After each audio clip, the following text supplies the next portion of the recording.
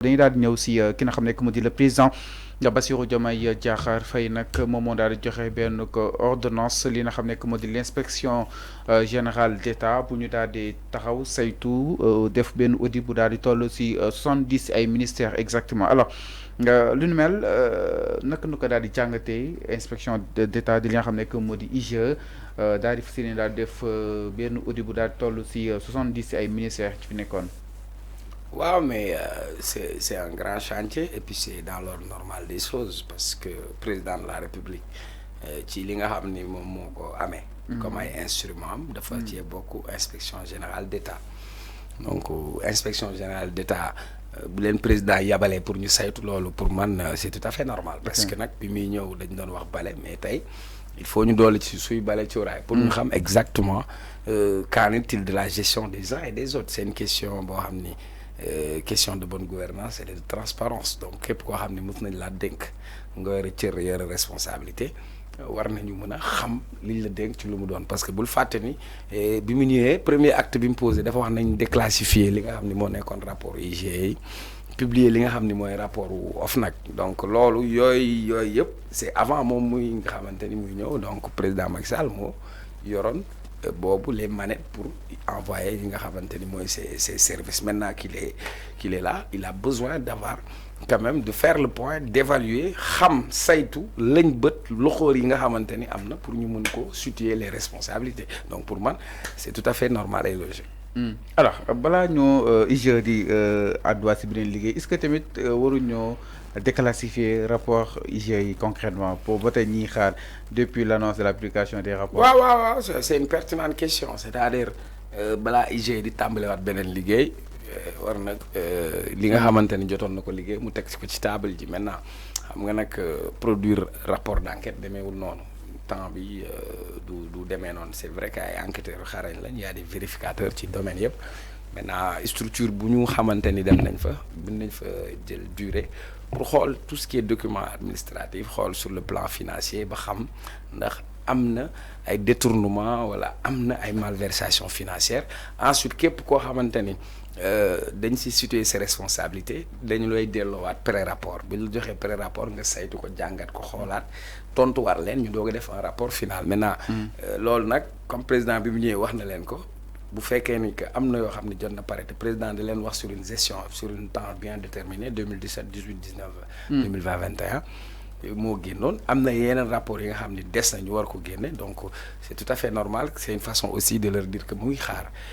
ci liggéey bi ñu jotoon def ñu tënk ko tegal ko indil ko moom mu xam la suite à donner balaa ñuy entamer beneen liggéey. Alors peut-être rapport yi du ñàkk ni tam peut-être président am na si accès rapport yu nu mel. am na si accès du ñàkk ni am na si accès. ah bien sûr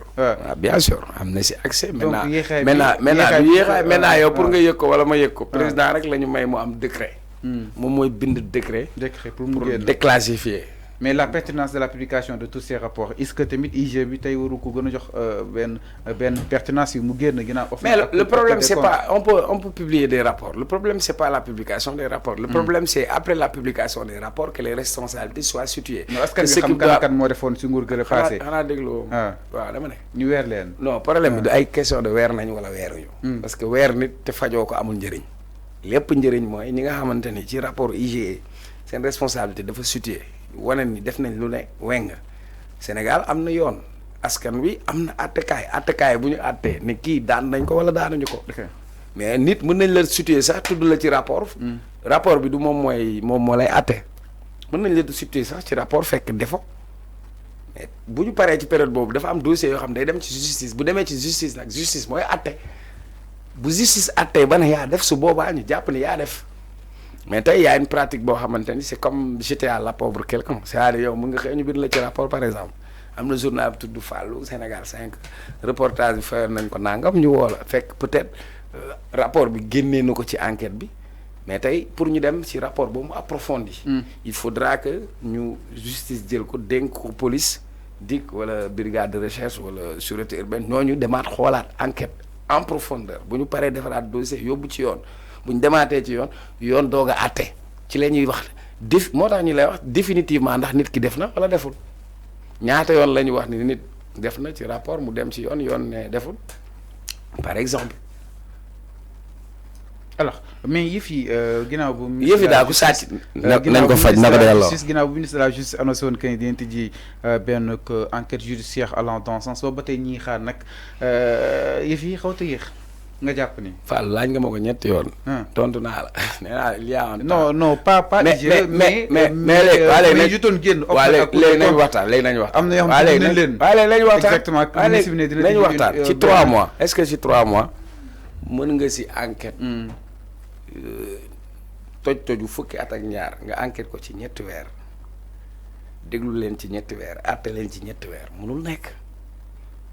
matériellement ce n'est pas possible. ok c'est pas possible donc pour man même su ñëwoon sax ne bërët sax jóg jubal ci loolu li ñuy njëkk a wax waaw justice des vainqueurs nangam sangam non il a besoin quand même ba xam ci lan la nekk xam yan dossier moo teg ci loo xam ne doo ko lijjanti. Tu as eu le procureur l'ancien procureur de la République Ousmane Diagne, ministre de la Justice, qui a donné un discours très direct pour dire quelle sera la suite à donner à cela. Donc pour moi, il faut qu'on fasse aussi preuve de patience. Nit ki même boo amee ci moom confiance aussi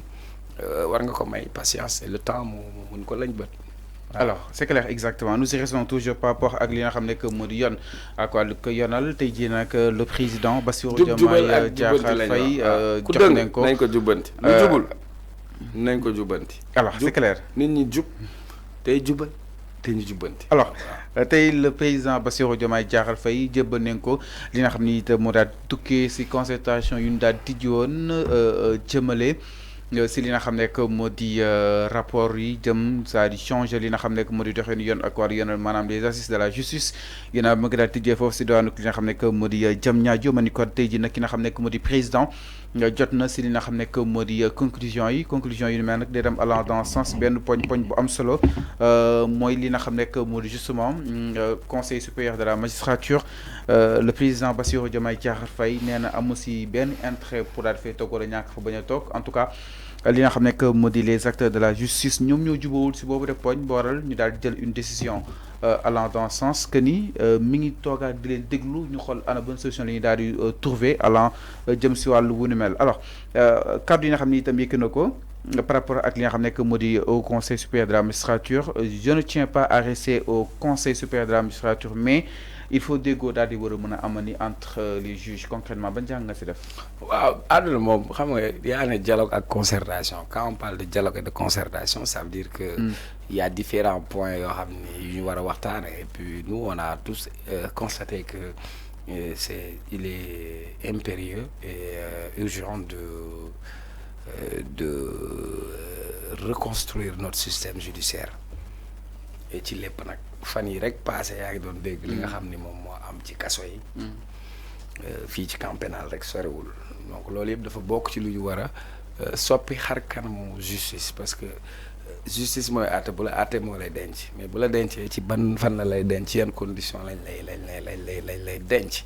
pour man on parle souvent des juges mais on oublie ñi nga xamante ni ñoom la juge yi jàpp tëj leen ci kaso yi donc prison de Rebeuss depuis 1936 lañ ko tabax. Au Sénégal on a 36 prisons. Pour une population carcérale buy egg à peu près 13 000 daanaka xaaj bi la ñu àtte donc déjà y a les longues détentions préventives yi nga xam ne ñoo ngi ci kaso yi loolu ñu war xool nu ñu koy régler mais aussi tabax ay prisons yu mucc ayib tabax ay prisons yoo xamante ni nit ki mën na perdre sa liberté mais warul perdre sa dignité. waaw parce que ay paquetage ay conditions yu dégradantes et inhumaines yoo xamante ni ci la ñuy tëjee ay nit te kaso jombul kenn man maa ngi nii di la ko wax chaque jour booy bi nga xam man moom la ñu tëggaloon ci kaso bi tey te xel mi neexul woon léegi gën na ràngati ko par exemple.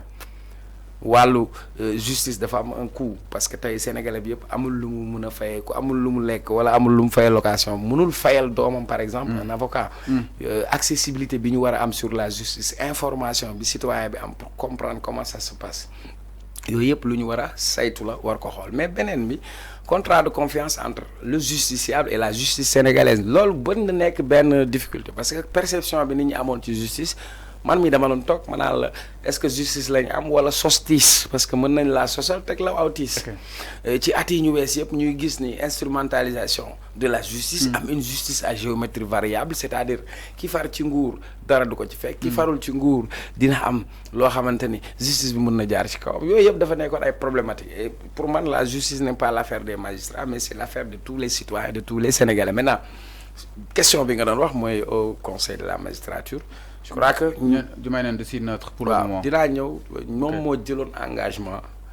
ne dafay démissionner du conseil supérieur de la magistrature mu nekk une promesse électorale ou un engagement électoral maintenant dëkkoon ci ñaari position yi jàpp nañ ni pour ñu gën a am indépendance de la justice moi je considère indépendance de la justice c'est les acteurs de la justice ñoo jox seen bopp indépendance man tey je suis chroniqueur am na télé bu ma nekk ak feneen mais maa jox sama bopp indépendance parce que c'est une question d'abord personnelle une question personnelle parce que le juge n'est soumis qu'à l'autorité de la loi loolu premier problème beneen jàngat bi nga xam ni moom moo ci am parce que loolu mooy gérer la carrière des magistrats am ñu jàpp ni dañu war a bàyyi magistrats yi ci seen collège ñoom ñuy tànn ci seen i carrière ak ci yenn mbir yi nga xam ne la ñuy doxal am na nag ci ñoo xam ne ay magistrats ñu jàpp ni loolu baaxul parce que du indi équilibre bi parce que dafay mel ni dañuy am une république des magistrats parce que tous les trois pouvoirs ku nekk am nga sa indépendance mais terewul am na fu ñuy collaborer parce que bu dee ci assemblée nationale par exemple xam nga assemblée nationale bien que c'est indépendant mais am na lien bu ko boolee ak exécutif mooy par exemple le ministère chargé des relations avec les institutions moom day travailler ak ñoom en toute collaboration maintenant s'il juge nécessaire que ñu ne am ñu partager entre que moom mu génn ci bu boobaa ñu am une république des magistrats am na avantage parce que les juges seront plus indépendants seen yoon dootul nekk fële mais am na inconvénient parce que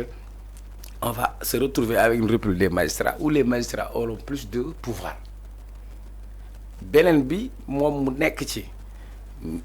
am na avantage parce que moom moo yilif ni mu yilifee armée bi par exemple noonu la yilifee institution parce que moom mooy le garant des institutions constitution moom moo ko wax dina ci mën a am un impact mais peut-être inconvénient bi ñaar la mooy tey le procureur de la justice dépend du ministère de la justice le ministre de la justice dépend du premier ministre. La preuve fan yële militant wu Pastef bi mu saaga juge yi wax vidéo waxuma ko premier ministre moo ne maa toog ministre de la justice yónnee ma vidéo ne militant Pastef la ma ne ko defal sa liggéey kon ça veut dire bu ko waxoon bàyyi mu seen loolu yëpp nag bokk na ci yoo xam ni lu ñu war a dindi ba xam ni justice bi dara du ko tënk parce que principe yi ñu amoon démb moom la ñuy am tey maintenant.